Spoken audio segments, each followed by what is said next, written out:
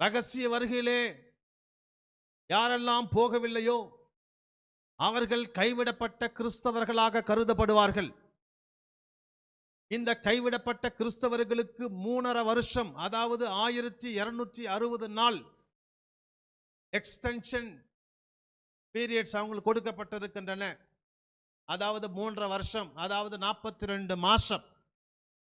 இந்த 42 மாசத்துல அவர்கள் தங்கள் தவறை உணர்ந்து, ஐயோ நாங்கள் அந்த ரகசிய வருகையில் போகாம வந்துட்டு இருந்துட்டோமே, இனியாவது நாங்கள் என்ன செய்யணும், திருந்தி இரத்த சாட்சியாய் நாங்கள் மரித்து எப்படியாகிலும் 2வது அந்த வருகையிலாவது நாம் போய்விட வேண்டும் என்று சொல்லி கரை திரை பிழை இல்லாமல் அவர்கள் ஜீவிக்க வேண்டும். Praise the Lord. ஆண்டவர்